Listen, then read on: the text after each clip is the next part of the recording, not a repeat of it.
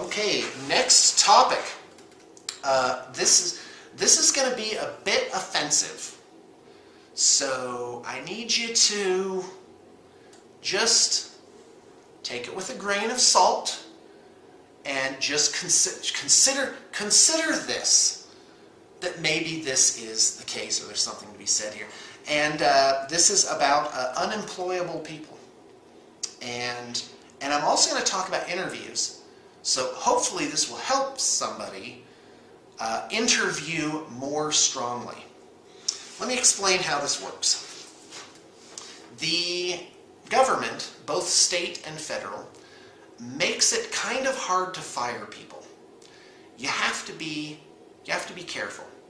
And as you know, I believe in obeying the law, no matter how much of a pain it is. Generally, I think the spirit of the law is right, and I obey it with a good heart, and I don't try and get around it. That said, there is a bit of a thing every time, we have to let someone go here, where we're just like, I hope they don't come back with a gallon of gasoline and a match. And all right, so basically, I preface it that way because as a businessman, I'm like, you know what? You have to be careful in your hiring process. And again, I want to be absolutely clear that inasmuch as I understand the law, I follow the law, no matter how difficult it is. Not just to avoid trouble, but because of Christian principle, which I've explained before. Which is, quite simply, if somebody's hurting you, there's a prescribed way to, deal with that. And the New Testament does talk about obeying the law and why you should do it. So anyway, Jesus Christ was a bit of a rebel, apparently, and got himself executed for it, I guess. So, all right, that was a bit off topic. Let's get back to employing people. So, as a business, if you're going to own a business, the strongest area that you need to have is with your hiring. You need to be careful who you bring on, and I'm talking about qualifications. I'm talking about what kind of person they are. You got to look at what their situation is. Do they have good long-term potential? One thing that you might ask is, do you own a home or do you rent? Obviously that doesn't necessarily matter, but this person, are they a vagabond that's like all over? Have they only been in the area 2 months? You got to look at these things. And there's a wide, hello. All right, I better get this. Okay, I'm back. So you've got to be. What I say is, I'm the sentinel at the gates. I burn away the slackers with my truth beam. And so I'm telling you some things from the interviewer side, and that can possibly help you as an interviewee, because good business practice is to have good hiring practice and make sure that the person is right for what you're doing. Be careful what you say. I would advise against saying anything bad about a previous employer. A really good question, back to the business end, is if you are interviewing people, talk to them about their previous jobs. Find out what their attitudes are.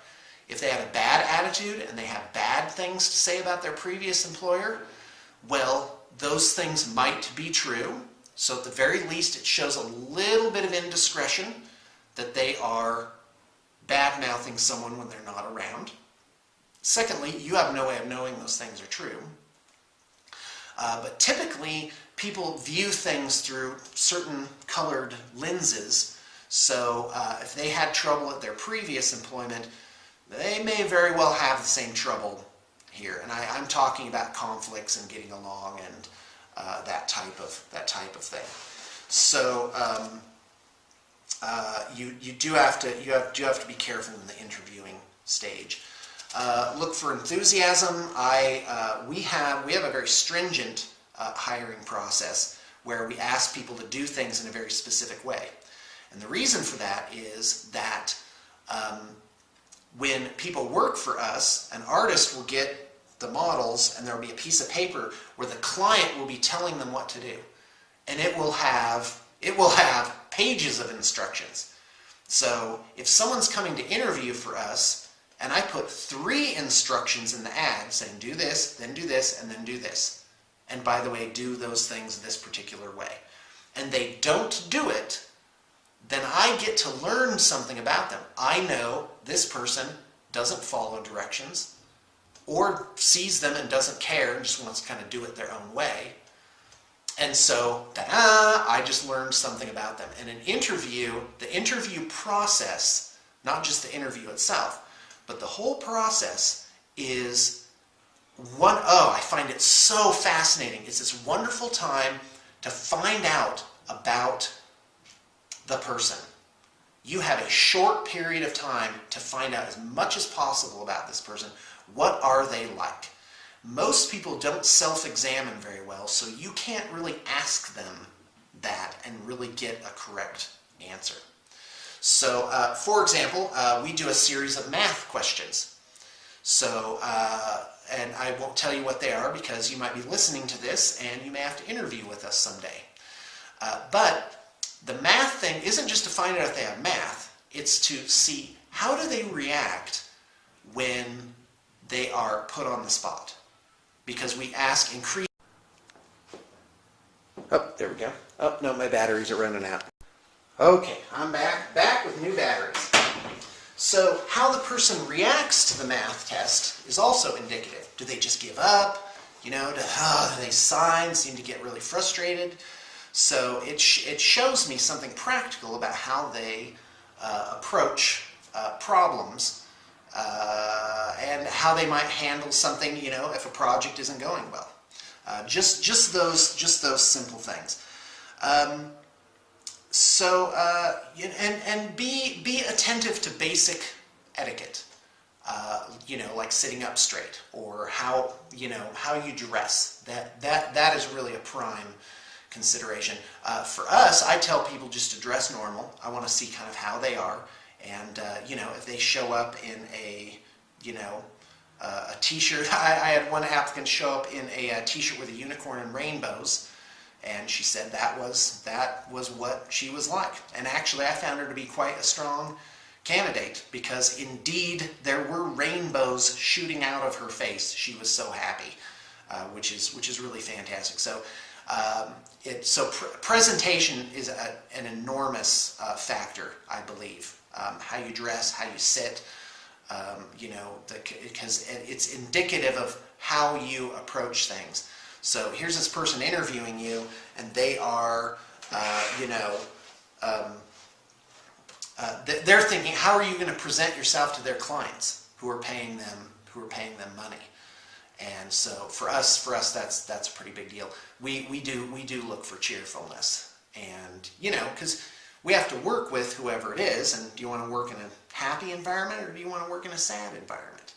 So you just have to be careful with that. That said, I am a believer in humans. I don't like to just, tank somebody just because of one thing.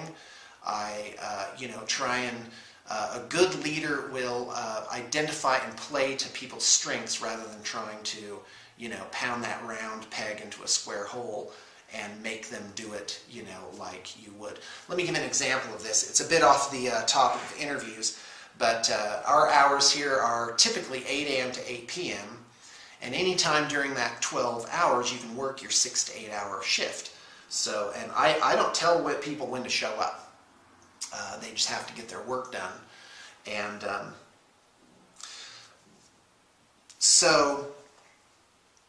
what I found is some people are morning people, and in our society we value morning people, early to bed, early to rise.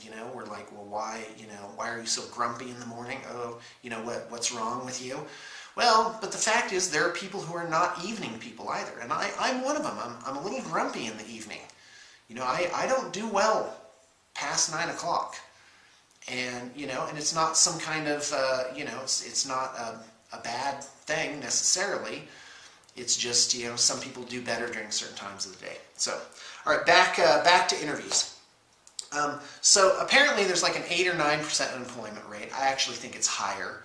I think the government kind of skews its metrics to get the results most favorable.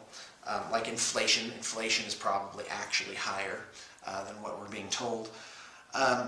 But one thing hit me. Here's the offensive part. Ready to be offended? Is what if 9% of people are unemployable? That they are actually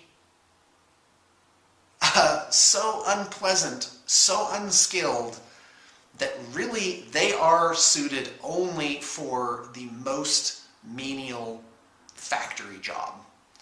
And then it occurred to me, well, that's great, because that's what business has this great ability to, plug people and resources into the right thing for them. Either as a consumer, you can get the right product that you want, or as an employee, where effectively, if you think about it, as an employee, you're selling something. You're selling your time and your skills and your services. You're selling who you are. So that product has a value, and that's why I'm not a big fan of the minimum wage. Because, oh, and by the way, if the minimum wage were gone, I wouldn't pay anybody less around here, because nobody that works for my company makes minimum wage.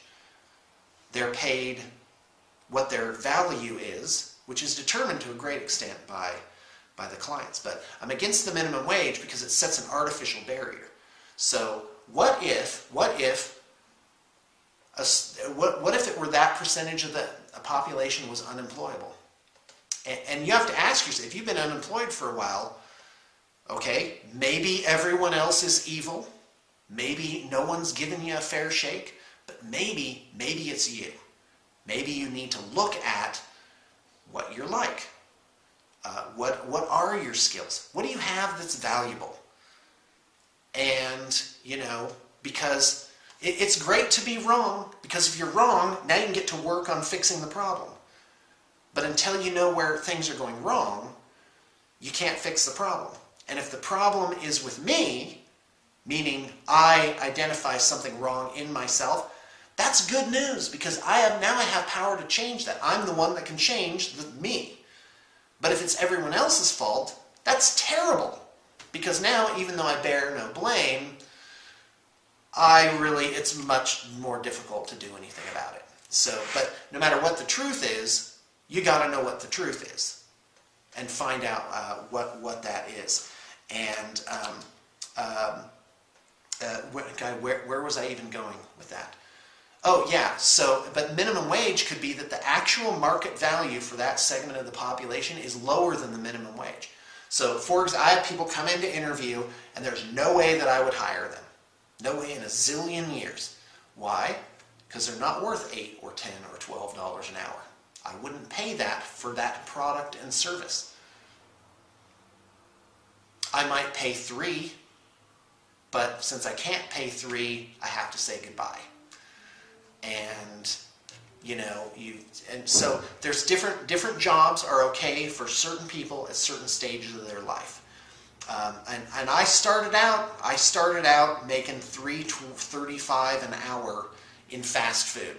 Horribleness, scraping gum from under the tables and the booths, actually on the floor with my torso, scraping it.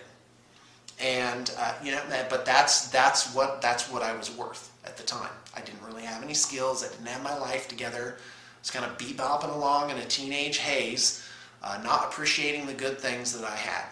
But I learned through those terrible jobs. I learned through back-breaking labor at the mill that mill work was not for me, and that I had to get educated and I had to find something better.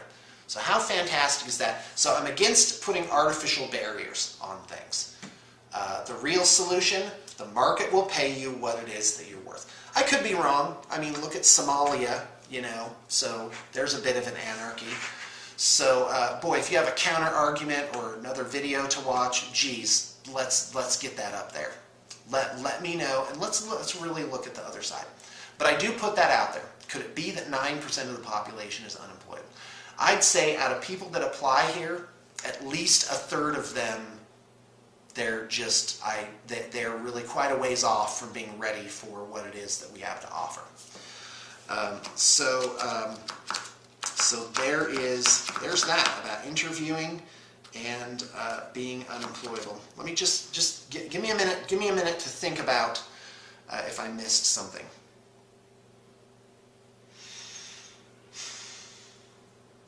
What advice would I give to you if you were interviewing? Oh yeah. Here's the deal. You have to find out why you were let go before you go on to a new job. If you were laid off, you need to find out, because unless the company went completely out of business, it means they kept some people and they let other people go. And if you were one of the people that were let go, you've got to figure out why. What is the truth of it? And sometimes you can get that just by asking. Most employers play it close to the vest and they simply won't tell you because they don't want any repercussions, they don't want any trouble. But if you have a good one, they will sit down and have a frank discussion with you about what's going on. Sometimes you get your hours cut. So unless everybody got their hours cut, well, why did you get your hours cut? And typically, when people come in and I start talking about their previous jobs, if they say, yeah, I'm looking for a new job because they have me at 5 hours a week. Bing! I'm thinking, now why didn't they want this person for more hours a week? If they were valuable, if they were being helpful, then, and they were really pushing things along, then why didn't they get more hours? And the truth could be, well, maybe that was just how it was and they drew lots or whatever. But more likely what it is they picked the strongest workers and they, kept them on. Because that's what you need to do. Oh, so there's a few other things I wanted to talk about. One thing that occurred to me is, let's say you have a worker that messes up. Their success rate isn't that high. And they lose you clients because of it. Their stuff is late, it's not up to par, everyone has to kind of rally around them to help them sort their stuff out. They're a drag on the resources. And now, to some extent, I will do that as an investment to get that person over the hump, or to make some kind of, accommodation for, where that person is in life. So, you can't be entirely without sympathy. But at the same time, what occurred to me was, okay, that person over the course of 3 years, 5 years, 8 years, or whatever, they lose you clients. And that person can lose you enough clients that it will so happen that a job that would have otherwise been open is now closed. Like you didn't get new clients, and maybe you lost some clients. So now the revenue into your business is reduced to an extent where you could have hired a new person. Right? So now that person is, through perhaps their lack of initiative and willpower and maybe, work ethic, actually cost someone else a job. They actually made it that someone else won't get hired at your company and they will continue to be unemployed.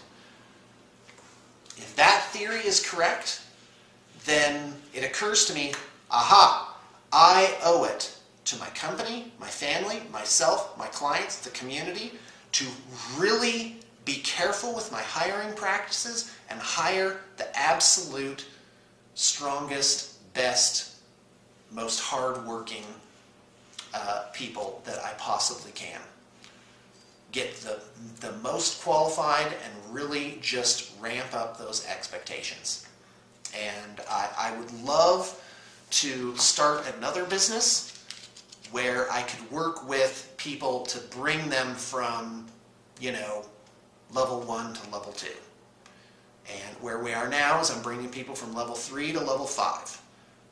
And then later on, I'm hoping to go even higher. So you gotta kind of, you gotta work people up, but you gotta take the big picture into account. So if you're starting your own business, I just gave you golden advice. And if you are looking for a job, I just mapped out some of the minefield that you are walking through. Because if you have gone to 30 interviews, boy, keep your head up, but you've got to self-examine. You've got to up your game. Whatever you do, don't just blame it on everybody else, which is the easy way out. Find a way to see, well, what is it that I can do to improve my game and, get that job. All right, wow, I think I covered it all.